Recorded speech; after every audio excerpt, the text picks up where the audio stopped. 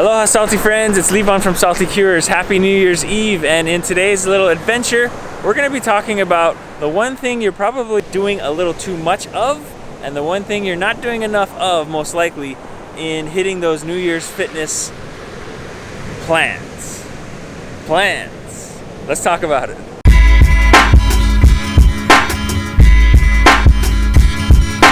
How's it? In yesterday's video, we talked a little bit about making New Year's plans, and if you missed that, go back and check it out. I think it's a great concept for you to adopt, and in that video we also hinted at a few other things that we're going to talk about today, and that is the idea that you might be doing too much of one thing, like I said in the intro to this video, and not enough of another thing, and that is simplifying versus complicating things. All right guys, so most of us, and I talked about this yesterday again, like to make New Year's goals, plans, resolutions, whatever you call it. Hopefully you start calling plans after watching yesterday's video. And the problem though is that we make a big list of things, because what happens, right?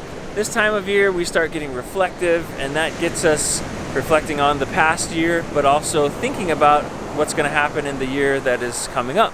And we get excited about that, and all those are really good things, but the problem is sometimes is we get a little too excited and we bite off more than we can chew in some instances by listing way too many things. And it's not a bad thing to be ambitious, right?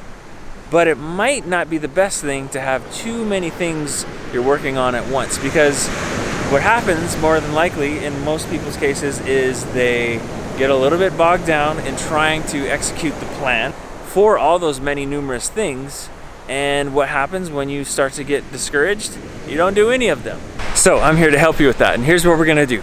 We're gonna start with one goal, one specific goal that's gonna have a plan like we talked about, and that is the thing you're gonna work on to start the year. Now, I'm not saying you only have to have one goal for the entire year. I'm saying to start with one goal. You can still make a list carefully, knowing that you're not going to really focus on that list until you work on extensively this one goal first.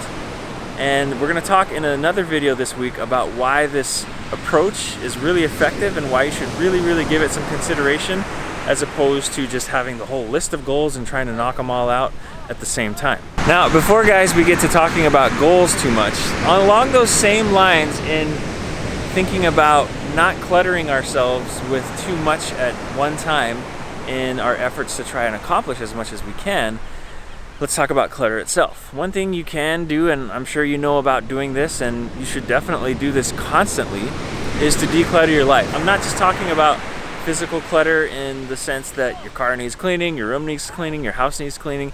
Yes, those are part of it, but I'm also talking about other less noticeable things, maybe, such as maybe your phone is too cluttered. Maybe you need to have fewer subscriptions to things. Maybe you need to have fewer friends or spend less time with certain people that make your life more complicated, more cluttered.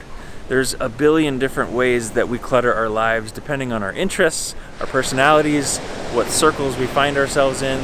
But in order to maximize your ability to achieve your fitness goals, besides just the plan that you're going to execute to achieve those goals specifically, I highly encourage you to reduce the clutter in your life as much as possible first, but also during and continuously always from your life. Have a monthly purge of sorts if you want to, or even weekly, and that will help you free up the energy that you need in huge amounts of ways and huge amounts of quantities, so that you can then effectively execute the plan that you have for the goals that you have for your fitness. So yesterday's video ended with me encouraging you to make these New Year's plans that we've been talking about. And here's the one thing, as you do that I think you should heavily consider in the approach and the way that you go about making those plans. And that is to take all of your things that you'd like to accomplish, your goals, put them at the back page of whatever it is that you're using to record them, because remember we talked about the need to write them down. And from that list, just pick one.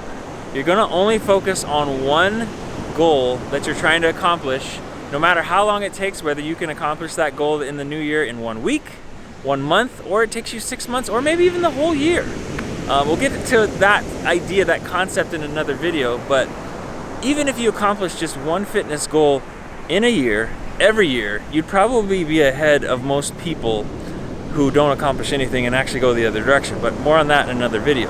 But the reason for me encouraging you to do it this way is because that one goal that you're trying to accomplish should be the thing that is the biggest goal and or the most important to you. Because when you do accomplish that goal, and even when you're still working on it, what's gonna happen is you're gonna fill yourself with a ton of momentum and motivation and just drive and desire to then go forward and tackle the rest of those goals that you have for yourself. So, but if you focus on too many of them, you're not gonna get that type of drive and desire and motivation from any of those goals, because you're not gonna be able to achieve them as effectively, if at all. So focus on one.